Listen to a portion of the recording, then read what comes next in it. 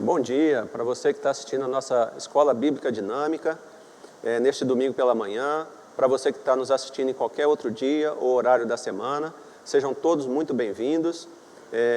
No dia 7 de março nós vamos retomar as nossas aulas presenciais e queremos convidar você que mora aqui em Campo Grande para estar conosco.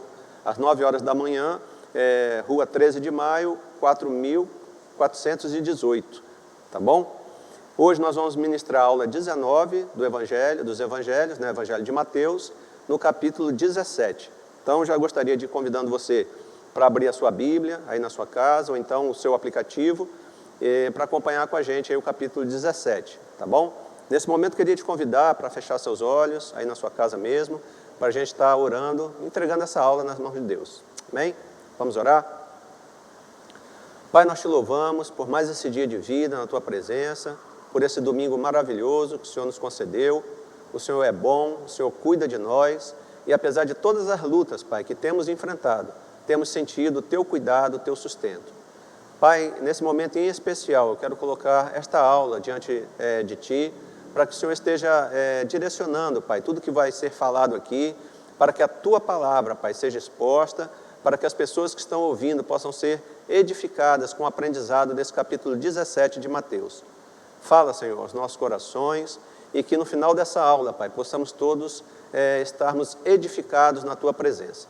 Fica conosco, Senhor Deus, é o que nós te pedimos, no nome santo e poderoso de Jesus Cristo. Amém. Então, meus queridos, como vocês sabem, nós estamos estudando os Evangelhos, e hoje em especial o capítulo 17 de Mateus. Nesse capítulo, Mateus continua reforçando aos seus compatriotas judeus a ideia de que o Messias já veio, que o Messias é Jesus, e que em Jesus eles necessitam reconhecer o Messias tão esperado. Então, nesse capítulo, ele vai apresentar 3 grandes milagres, onde ele vai reforçar essa ideia de que Jesus, então, é o Messias esperado, porque os sinais que seguiriam a chegada do Messias seriam sinais de milagres e prodígios, ok? Então, acompanhe aí na sua Bíblia, aí no capítulo 17, tá? A grande ideia, a ideia central desse texto é a glória do rei, e essa glória ela é expressa por uma espiritualidade dos súditos desse reino, eu, você e aqueles discípulos que conviveram com Jesus. Então, esse texto vai falar também de 3 tipos de espiritualidade que nós podemos viver, e com certeza você vai se identificar com uma delas, mas só uma realmente é aceita diante de Deus. E até o final dessa aula, eu espero que eu e você possamos ter a consciência que nós precisamos viver essa verdadeira espiritualidade. Então, no primeiro slide aí, eu frisei aí, Evangelho de Mateus, tá? Mas eu botei entre parênteses, Evangelho de Jesus, escrito por Mateus. Vou voltar um aqui. Um anterior. Não tá, esse. Ok? Então, vejam aí.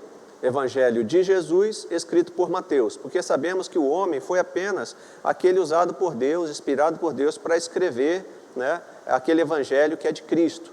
Então, não é diferente no Evangelho de Mateus. E aí nós vamos ver as diferenças de espiritualidade que podem acontecer.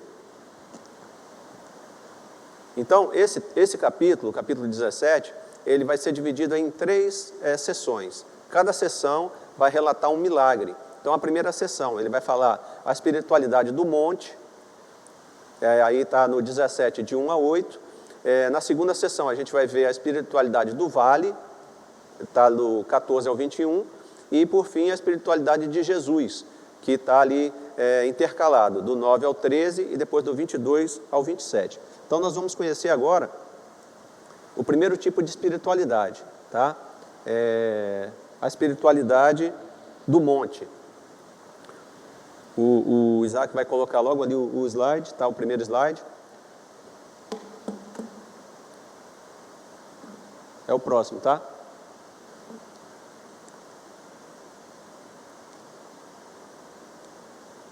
Está dando um conflitozinho aqui na passagem dos slides, queridos, mas está aí.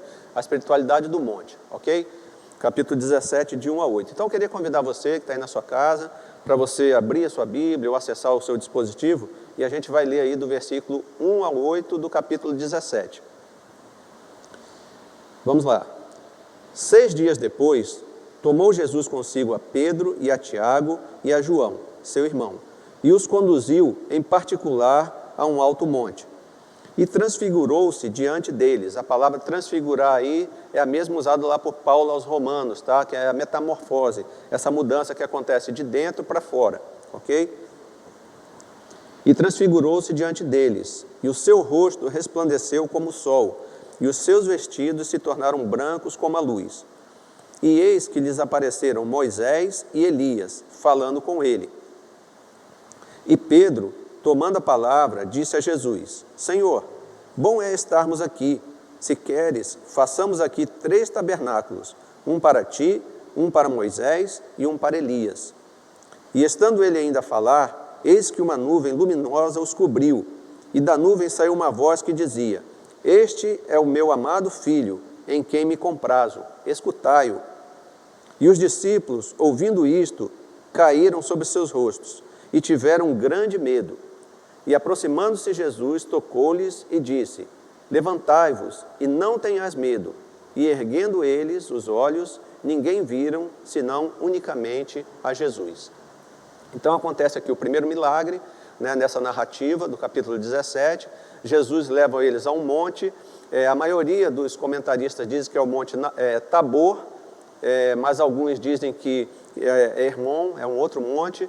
Mas para nós essa situação geográfica não interessa, porque nós não faremos nenhum tipo de peregrinação, já que Deus é Espírito e importa que os que o adorem em espírito e em verdade, não é isso? É isso que a Bíblia nos ensina. Então, tanto faz eu adorar aqui como ali, o local não importa.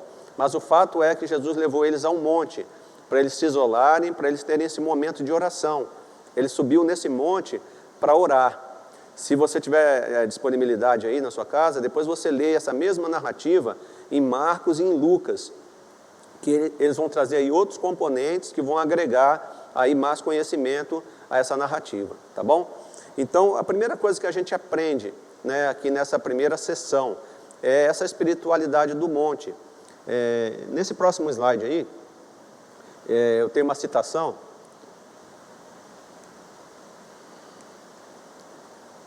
Não está passando aqui. Agora passou demais, Isaac. É antes. Antes. Isso, essa aí. Então, essa é uma citação do comentário bíblico Agnus. Ela vai dizer o seguinte: o homem é um ser religioso. Desde os tempos mais remotos, o homem tem levantado altares. Há povos sem leis, sem governo, sem economia, sem escolas, mas nunca sem religião. Então, a espiritualidade é algo que está intrínseco no ser humano, seja em qualquer região, lugar do mundo que ele viva. E essa espiritualidade, ela vai ser manifesta. Esse relacionamento com Deus, ele vai ser manifesto de algum tipo, de alguma forma. E nessa primeira narrativa, né, nesse primeiro milagre, nós vamos tirar alguns ingredientes do texto que vão nos mostrar um tipo de espiritualidade reprovada por Deus, né, que é essa espiritualidade do monte. E agora eu quero compartilhar com vocês algumas características dela, tá?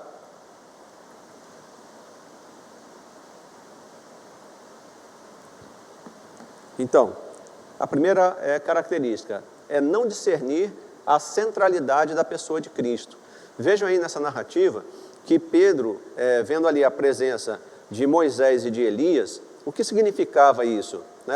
É reencarnação? Não, não é nada a ver. Né? Elias e Moisés já haviam vivido, Moisés representava a lei, Elias representava os profetas, e naquele momento da transfiguração, onde Jesus demonstra diante deles ali a sua divindade, que ele de fato é o Deus Todo-Poderoso, ali se confirma por meio de Moisés a lei e também por meio de Elias, os profetas, a concretização da vinda do Messias, que aquele era o Messias esperado, apontado pela lei, apontado pelos profetas.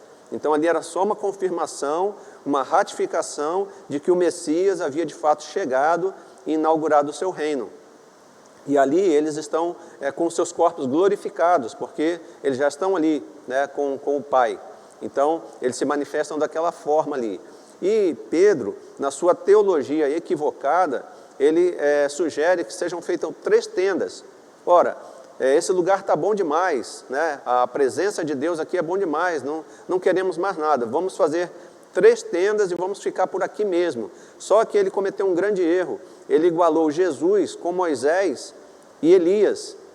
Ele não reconheceu na sua teologia a divindade de Cristo, mas o Pai, naquele mesmo momento, ele corrige a teologia de Pedro e ele faz aquela citação que já fora feito lá no batismo de Jesus. Este é o meu Filho amado, em quem eu me comprazo, em quem eu me alegro, confirmando ali a divindade de Cristo.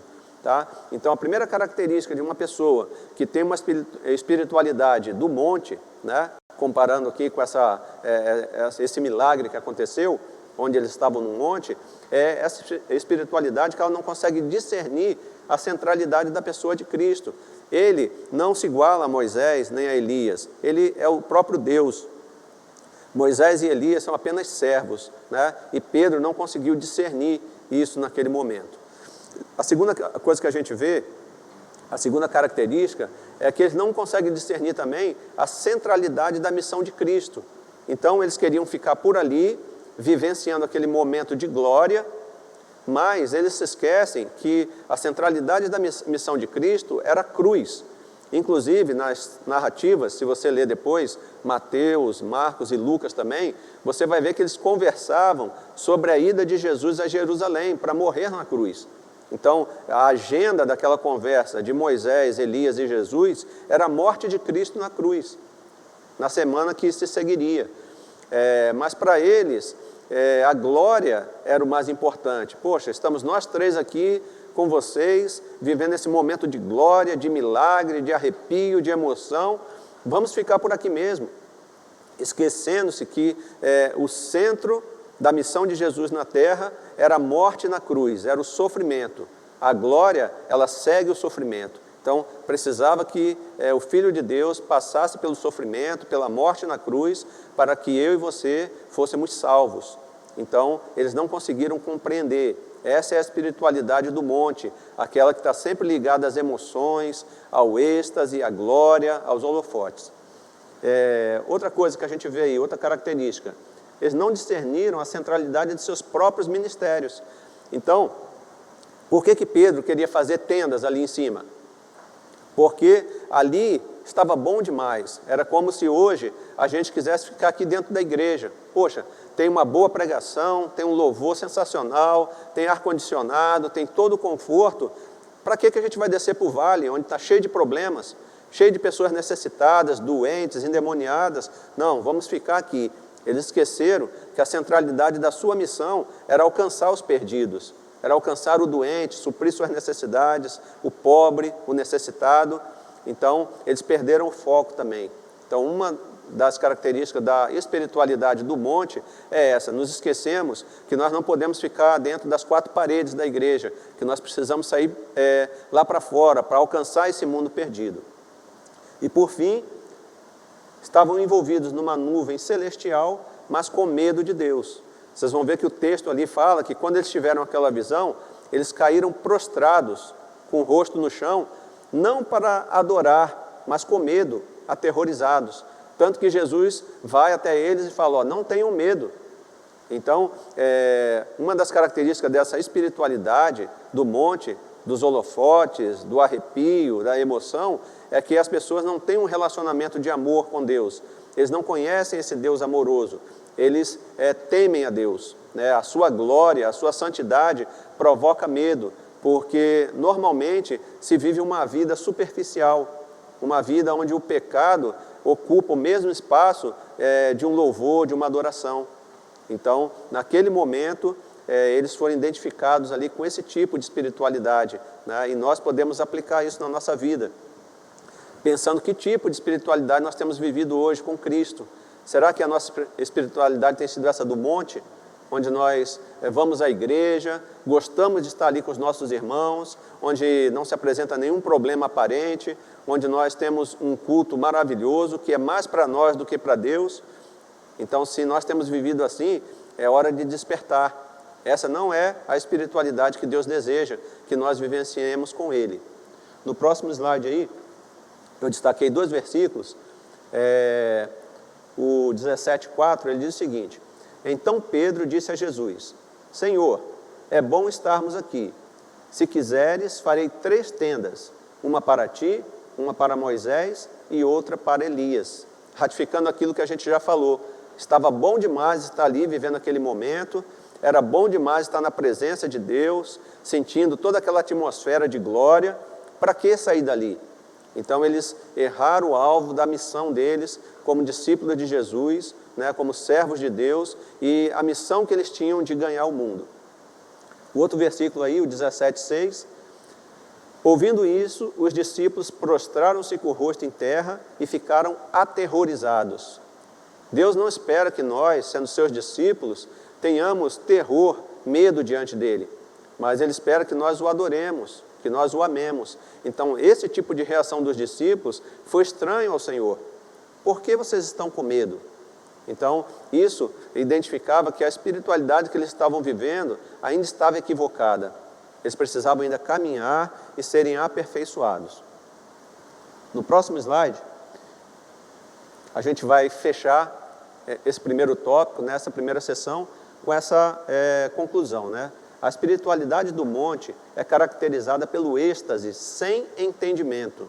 Muita emoção, mas pouco conhecimento de Deus. Você já conheceu alguém assim? Será que você mesmo já vivenciou esse tipo de espiritualidade? Sente muito arrepio, muita emoção, mas tem pouco conhecimento de Deus. Realmente você não cultivou um relacionamento que leva você a conhecer a Deus, a amar a Deus e fazer a sua vontade. Então, hoje, né, o Espírito Santo está falando conosco por meio desse texto, né, do capítulo 17 de Mateus, que nós precisamos identificar em nós que tipo de relação nós temos tido com o nosso Deus e se ela tem sido essa espiritualidade do monte, uma espiritualidade superficial que não alcança o objetivo de Deus para a nossa vida, que nós possamos amadurecer e dar mais um passo em direção a Deus, a esse relacionamento. Ok? No próximo aí, nos versículos 14 a 21, nós vamos ver a espiritualidade do vale. Então, 3 discípulos estavam com Jesus lá em cima, Pedro, Tiago e João, vivenciando um tipo de relação com Deus, né, que foi reprovada. Mas lá embaixo tinham 9 discípulos vivendo no vale, vivendo no meio da população, exatamente onde que Deus gostaria que eles estivessem, fora do ambiente da igreja, né, lá fora, combatendo, alcançando pessoas, salvando pessoas. Mas da mesma forma, a espiritualidade que eles viviam ali, ela foi reprovada. Lá em cima, Jesus subiu para orar. Mas sabe o que os 3 discípulos estavam fazendo? Eles estavam dormindo. Eles não sentiram a necessidade de orar. Enquanto Jesus, sendo o próprio Deus, foi orar e buscar a orientação do Pai, aqueles homens acharam que eles não tinham necessidade, que já estava tudo bem, e eles foram dormir. Não foi diferente lá embaixo, no vale. Então, aqueles homens, depois de ter vivido, se você ler aí o capítulo 15, 16, você vai ver quantos milagres Jesus vinham fazendo, e eles com Jesus, e eles se sentiram cheios do poder, cheios do Espírito, e acharam que não precisavam mais orar. E aí eles são pegos de surpresa com esse seguinte milagre que acontece, né? A libertação de um menino endemoniado, e aí eles se deparam com essa situação e são derrotados. Mais uma vez, eles não buscaram a Deus em oração e foram surpreendidos. Então, a chave de uma espiritualidade sadia é a nossa relação com Deus por meio da oração, onde a gente busca a presença de Deus, fala com Ele, ouve a Ele por meio da sua palavra, e a gente pode então entender qual é a boa, perfeita e agradável vontade de Deus. Será que você tem orado adequadamente? Será que você tem buscado a presença de Deus na sua casa, no seu trabalho, para a sua família? Sem oração, queridos, nós não podemos ter um relacionamento sadio, verdadeiro com Deus, ok? Então vamos ler o texto aí, queria que você acompanhasse, do 14 ao 21. Vai tratar da cura de um lunático, né? Algumas outras versões vai trazer a cura de uma doença, né? Que é a epilepsia. E quando chegaram, a multidão aproximou-se-lhe um homem, pondo-se de joelhos diante dele e dizendo: Senhor, tem misericórdia de meu filho, que é lunático e sofre muito, pois muitas vezes cai no fogo e muitas vezes na água. E trouxe-o aos teus discípulos, e eles não puderam curá-lo. E Jesus, respondendo, disse: Ó geração incrédula e perversa, até quando estarei eu convosco? E até quando vos sofrerei? Trazei-mo aqui. E repreendeu Jesus o demônio, que saiu dele, e desde aquela hora o menino sarou. Então os discípulos, aproximando-se de Jesus, em particular, disseram: Por que não podemos nós expulsá-lo? E Jesus lhes disse: Por causa da vossa pouca fé, porque em verdade vos digo que, se tiverdes fé como um grão de mostarda, direis a este monte: Passa daqui para acolá, e há de passar, e nada vos será impossível. Mas esta casta de demônios não se expulsa senão pela oração e pelo jejum. Então, nessa segunda narrativa, nesse segundo milagre, lá no vale, no lugar onde a igreja deveria estar, atuando no meio da comunidade, salvando, suprindo as necessidades, pregando o evangelho, eles se deparam então com uma situação. E aí um pai aflito traz o seu filho, né? A palavra no original remete a uma doença que essa pessoa tinha desde o seu nascimento, né? Então aquela criança já sofria dessa possessão desde que nasceu. E aí aquele pai sofrendo todo esse tempo, ouve falar de Jesus, ouve falar do poder que há nele e dos seus discípulos, e ele busca então os seus discípulos, para que pudessem salvar o seu filho. E, para a surpresa de todos, aqueles discípulos não foram capazes de expulsar aquele demônio. E aí, ao invés de eles se recolherem em oração, buscarem a presença de Deus, eles começam agora a discutir, conversar com os escribas e os fariseus, para entender, né, por que eles não conseguiram expulsar aquele demônio. E aí eles começam a teologar ali e argumentar, né, demonstrar conhecimento, muito conhecimento e pouco poder. É o que a gente vai ver aí no próximo slide, né? As características de uma fé do vale, né, de uma espiritualidade do vale. Então, ela é caracterizada por gente sofrendo o cativeiro do diabo, sem encontrar na igreja solução para o seu problema. Não é isso que a gente vê, queridos, no dia a dia? É muita discussão, muito falatório sobre Deus, sobre teologia, mas pouco poder. E as pessoas chegam à igreja e não encontram, de fato, uma solução para os seus problemas. Isso aconteceu com aqueles discípulos. Por quê? Porque da mesma forma como aqueles 3 discípulos do monte, eles não foram orar. E a oração é aquilo que nos fortalece, é aquilo que nos capacita a entender os propósitos de Deus e a agir conforme a vontade de Deus. E aqueles homens estavam despreparados. Eles se garantiram nas coisas que eles viram Jesus fazer no caminho e que eles mesmos fizeram. E eles acharam: não, nós já estamos bem, né? Nós somos poderosos, basta a gente ordenar e tudo acontece. E eles esqueceram que o alimento espiritual é a oração. Eles precisavam se encher do Espírito, buscando a presença de Deus. Jesus foi transfigurado quando ele orou.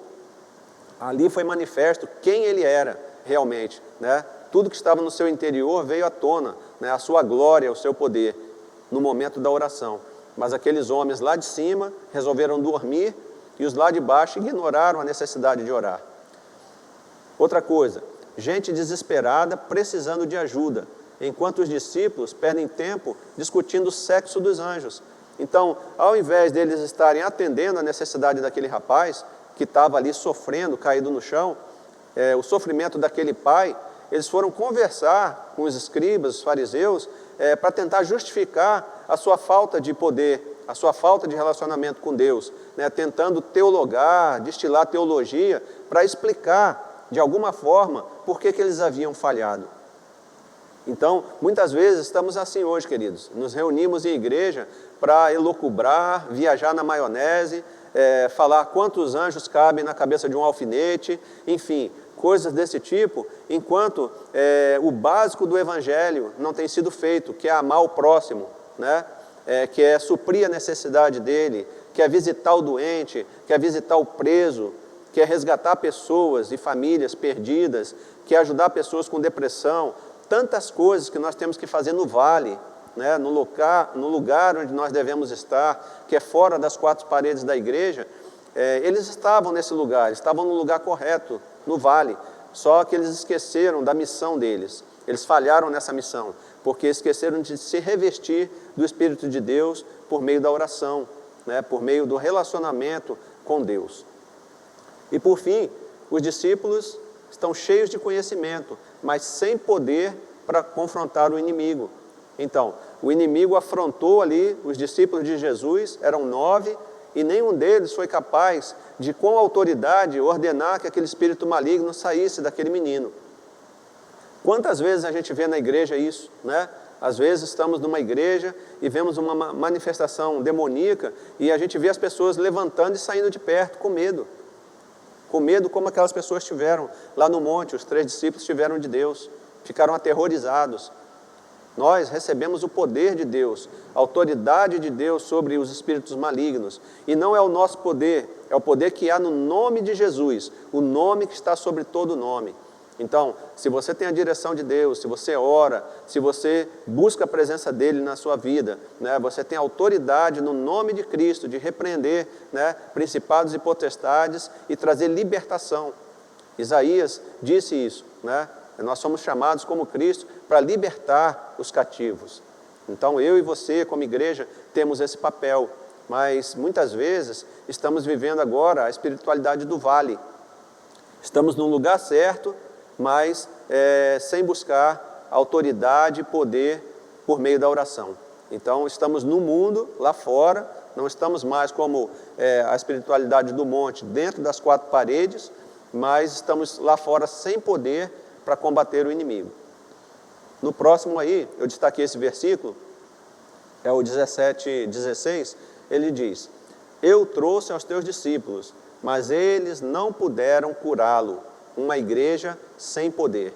É a igreja do arrepio, é a igreja da emoção, é a igreja que busca sensações exteriores, mas é uma igreja vazia de conhecimento de Deus e vazia do poder de Deus. E isso se dá por falta da oração, por falta da busca de um relacionamento com Deus, da libertação dos pecados, confissão, abandono. E aí a gente vê uma igreja fraca, uma igreja água com açúcar, que não tem condições de ser sal da terra e luz do mundo. Então até aqui já falamos da espiritualidade do monte, uma espiritualidade que tem muita emoção, mas pouco conhecimento de Deus. Falamos da espiritualidade do vale, que as pessoas estão lá fora, no lugar certo, mas elas têm muito discurso, falam muito, mas têm pouca ação, têm pouco poder para libertar, de fato, os cativos. No próximo aí a gente fecha essa segunda sessão, falando que a espiritualidade do vale, ela é caracterizada pela discussão sem poder. Então, é muita teologia, nenhum poder para confrontar o inimigo. Será que você está vivendo esse tipo de espiritualidade? Será que você tem buscado muito conhecimento bíblico, tem estudado muito livro de teologia, mas na hora H, na hora que você vai agir, você se sente ausente, você não se sente revestido desse poder que liberta, que cura, que transforma? Então, se você tem vivenciado isso, né, na terceira sessão, você vai aprender qual tipo de espiritualidade Deus deseja que você tenha, que eu tenha, né, que não é a espiritualidade do monte, nem tampouco do vale. Então, vamos seguir. A espiritualidade de Jesus, no 17, do 9 ao 13, depois do 22 ao 27. Eu queria que você acompanhasse aí na sua Bíblia. Tá? Do 9 ao 13, então. E, descendo eles do monte, Jesus lhes ordenou, dizendo: a ninguém conteis a visão, até que o Filho do Homem seja ressuscitado dos mortos. E os seus discípulos o interrogaram, dizendo: por que dizem então os escribas que é mister que Elias venha primeiro? E Jesus respondendo disse-lhes: em verdade, Elias virá primeiro e restaurará todas as coisas. Mas digo-vos que Elias já veio e não o conheceram, mas fizeram-lhe tudo o que quiseram. Assim farão eles também padecer o Filho do Homem. Então entenderam os discípulos que lhes falara de João Batista. Ora, depois de tudo que eles vivenciaram lá no monte, a transfiguração de Jesus, onde a glória dele como Deus foi manifesta, a presença de Moisés representando a lei, a presença de Elias representando os profetas. Eles agora fazem uma pergunta teológica, fora de contexto. Ué, mas não era para Elias vir primeiro? Eles nem sabiam ao certo que Elias era esse. Será que eles pensavam que Elias ia reencarnar o profeta e ia voltar ali para fazer uma nova obra? E aí Jesus explica para eles, não, gente, olha, Elias já veio, né? João Batista atuou da mesma forma que Elias, então ele é um tipo, uma representação do profeta, né? Ele agiu como Elias agiu.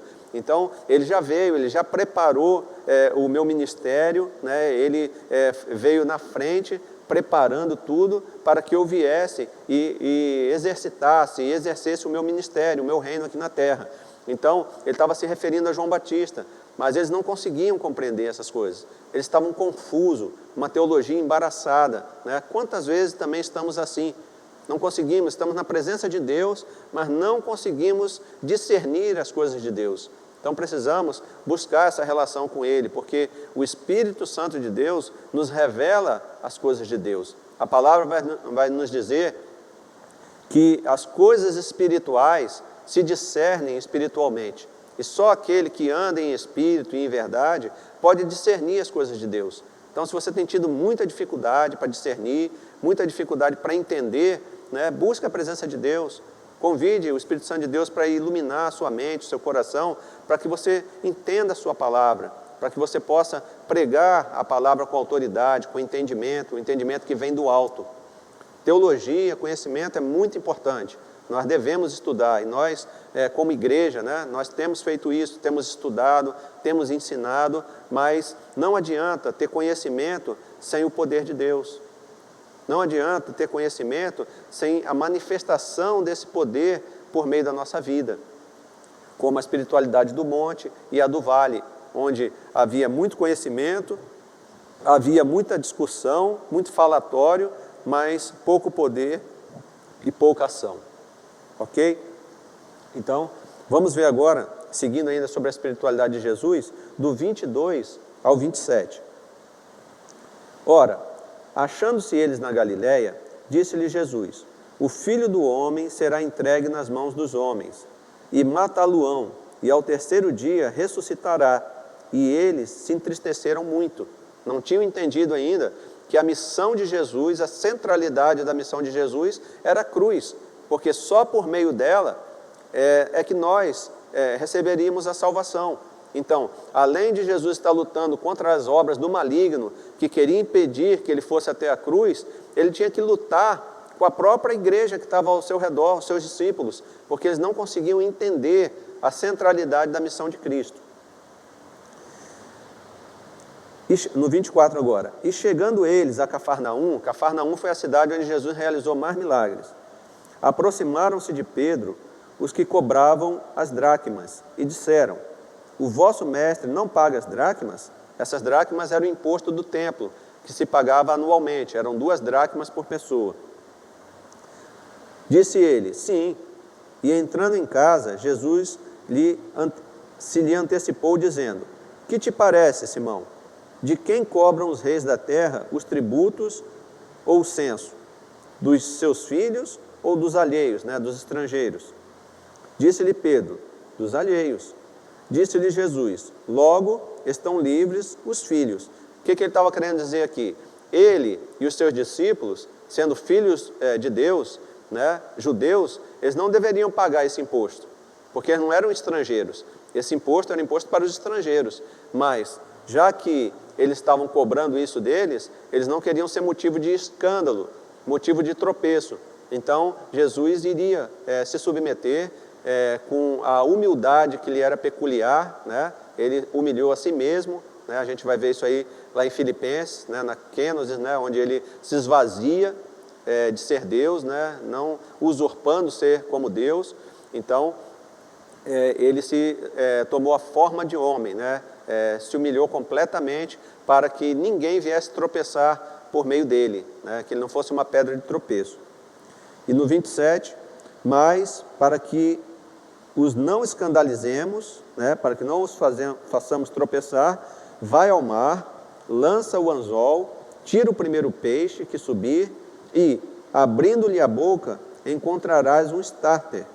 Toma-o e o dá por mim e por ti. Então o starter equivalia aí a 4 dracmas e ele pagaria o imposto dele e o imposto de Pedro também. Simplesmente para não causar escândalo. Então muitas vezes nós como igreja achamos, mas isso não é pecado. E a gente faz aquilo, mas a gente faz pessoas que são mais fracas na fé, pessoas que estão iniciando, tropeçar. Então muitas vezes, para não escandalizar o outro, nós que somos mais maduros na fé, podemos nos abster de algumas coisas, deixar de fazer aquilo, né, para que a outra pessoa não venha a cair, não venha a se escandalizar, ok? Então, seguindo aí, nós vamos ver as características de uma espiritualidade, da espiritualidade de Jesus, que é a que eu e você almejamos. Eu acho que o slide vai aparecer aí para você. É o próximo. Não, é o anterior. Caracterizada por ser fortemente marcada pela oração. Então, a primeira característica é o anterior, eu acho, Isaac. Isso. Então, a espiritualidade de Jesus é uma espiritualidade caracterizada por ser fortemente marcada pela oração. Ora, Jesus sendo Deus, tinha ele mesmo necessidade de orar? Ele já não conhecia o Pai, ele já não tinha discernimento, conhecimento de todas as coisas, mas Jesus pautou todo o seu ministério na oração. Não só porque ele tinha necessidade, já que ele estava como homem, estava na forma de homem, mas porque ele queria também nos dar o exemplo, porque uma vida espiritual sem oração é fracasso na certa. Então, eu e você não podemos abrir mão de uma vida de oração. Você deve buscar a Deus diariamente na sua casa, no seu quarto, também em família, também como igreja. Precisamos orar e buscar a presença de Deus. Uma outra característica, não buscar a própria glória. Então, nós vemos que Jesus, em momento nenhum, por tudo aquilo que ele tinha feito, buscou glória para si mesmo. Quando ele desceu do monte, que tinha vivenciado toda aquela glória, ele disse aos seus discípulos, olha, não contem para ninguém, até que o Filho do Homem ressuscite. Então, ele pediu que eles não tocassem trombetas, holofotes, né? Ele não queria que aquela glória viesse à tona naquele momento. Nós, meros seres humanos, pecadores, às vezes fazemos uma pequena coisa, somos um pouco mais usados por Deus e já queremos os holofotes, já queremos ser reconhecidos, já queremos que as pessoas batam palmas para nós, e isso não é a verdadeira espiritualidade, a espiritualidade de Jesus, né? Porque uma das características é não buscar a sua própria glória, porque toda glória tem que ser dado a Ele, que é digno de toda honra e de toda glória. Amém? Mais uma característica, obediência ao Pai. Várias vezes na Bíblia a gente vai ver, né, ele falando, né, olha, eu não me agrado de sacrifícios, Deus fala, eu me agrado de obediência. Então, muitas vezes nós queremos fazer muitas coisas para Deus, mas o que Ele mais quer de nós é obediência à sua palavra. Basta você obedecer. Muitas pessoas ficam argumentando, mas vamos fazer por aqui, vamos fazer mais ou menos. Não, ou você obedece ou você não obedece. Então, se você quer ter uma vida espiritual sadia, né, vivenciar essa espiritualidade de Jesus, você precisa obedecer completamente, se render a Ele, se render à sua palavra, né, e aí você vai começar a se encher do Espírito Santo e do poder de Deus. Mais uma característica, né, a profunda humildade. Eu já falei disso, né, Jesus lá, você vai ler em Filipenses, que ele se esvaziou, né, de si mesmo, para que o Pai fosse glorificado, ele não usurpou usar os poderes que ele tinha para fazer qualquer coisa, né? Antes ele dependeu do Espírito Santo para fazer. Então, nós também, por imitação a ele, devemos nos esvaziar de toda a pretensão, de todo o orgulho, para que nós possamos realmente falar, pregar esse Evangelho com humildade, sabendo que nós dependemos totalmente de Deus. Não somos nós, é Ele, não é sobre nós, é sobre Ele, né? O nome que está sobre todo nome. Então, se o orgulho tem tomado conta da sua vida, se você faz algo no reino de Deus e toca a trombeta sobre isso aí, né, e quer aparecer, e quer reconhecimento, você não está vivendo a espiritualidade correta, segundo a palavra. Então, hoje, o Espírito Santo de Deus está falando com você. Se você quer ser bem-sucedido nessa caminhada no reino, seja humilde, se esvazie de si mesmo, né? Assim como fez Jesus.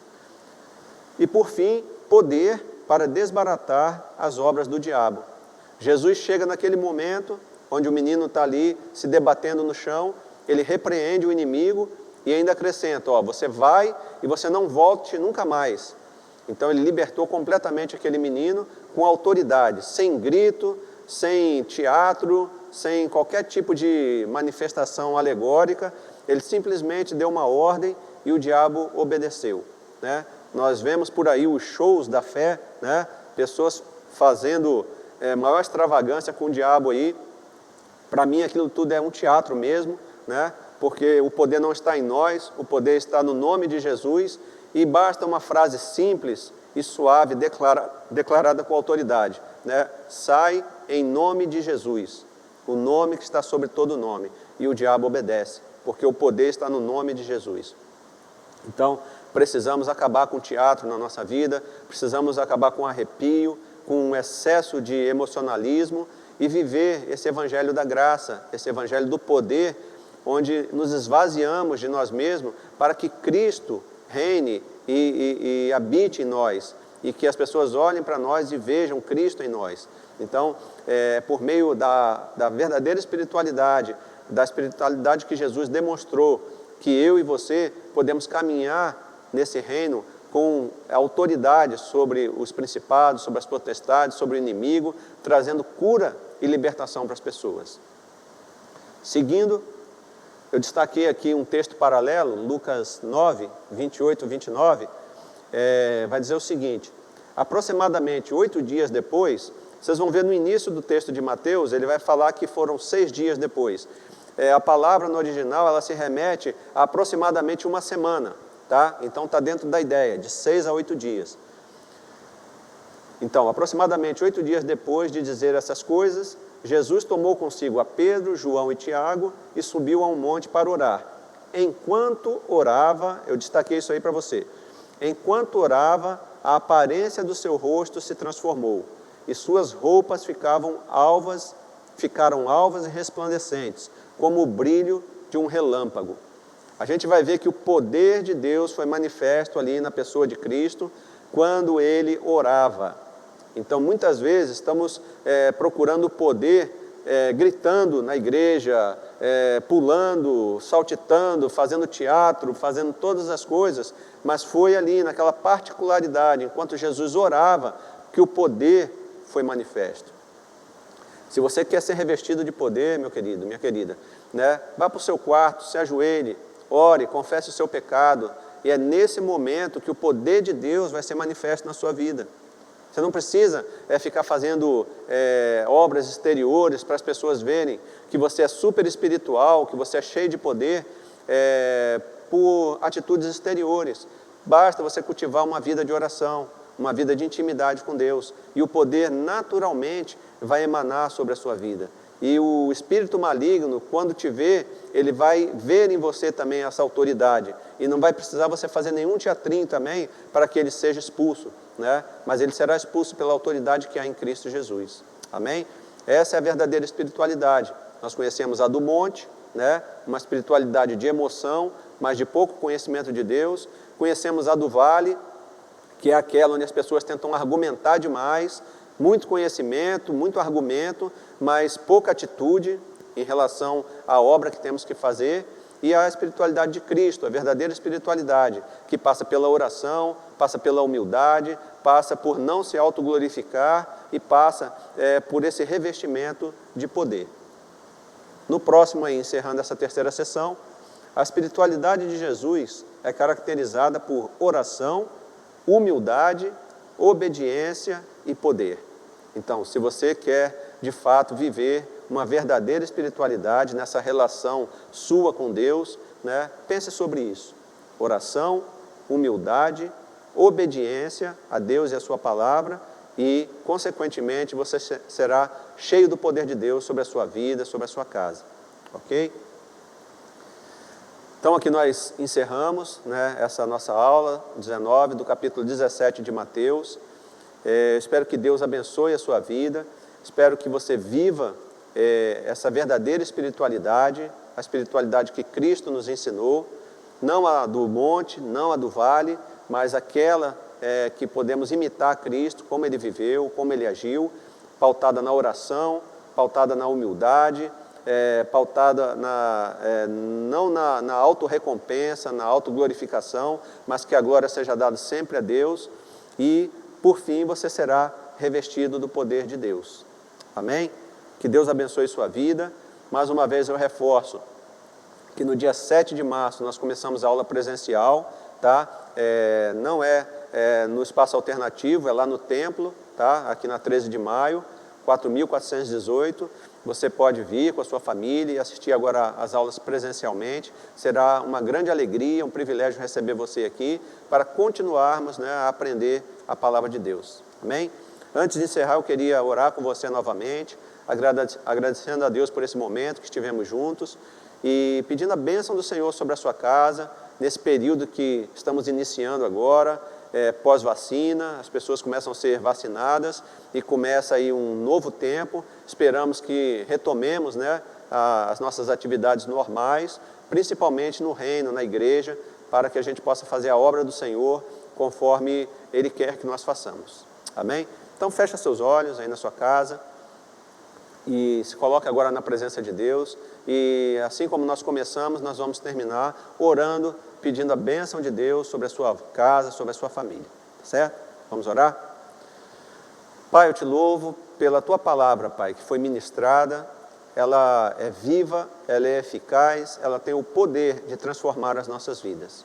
Pai, aprendemos hoje aqui sobre a glória do Rei e como devemos nos relacionar com esse Rei glorioso, que é Jesus Cristo.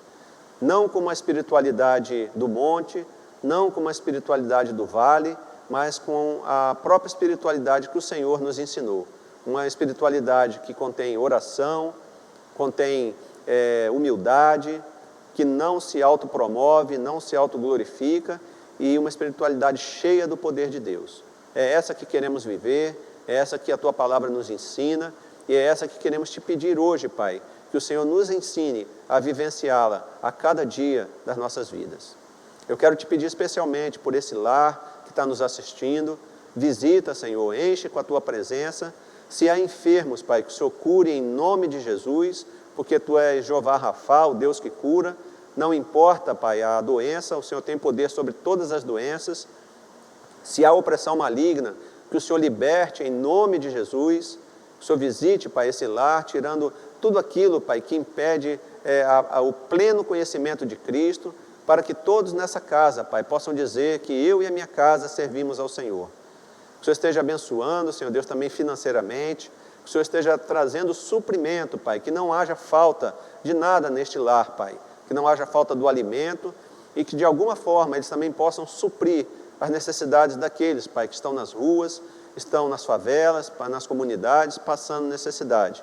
Usa também essas vidas, Pai, para atender o outro, porque o Evangelho também é isso, Pai, é amar o próximo como a nós mesmos.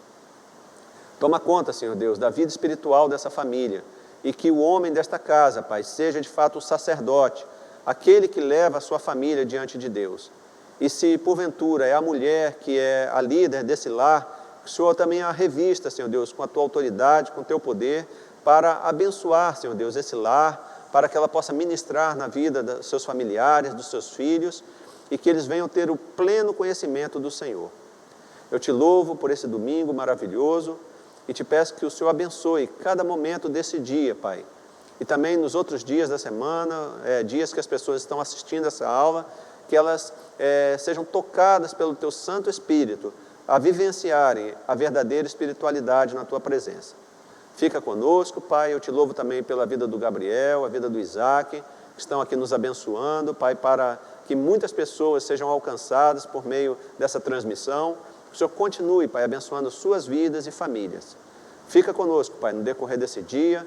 Nós te louvamos e te agradecemos, Pai, com perdão dos nossos pecados e no nome santo e poderoso de Jesus Cristo. Amém. Amém, meu querido, minha querida, que Deus abençoe cada dia mais sua vida. Aguardamos vocês, então, na nossa Escola Bíblica Dinâmica, presencialmente, a partir do dia 7 de março. Deus abençoe.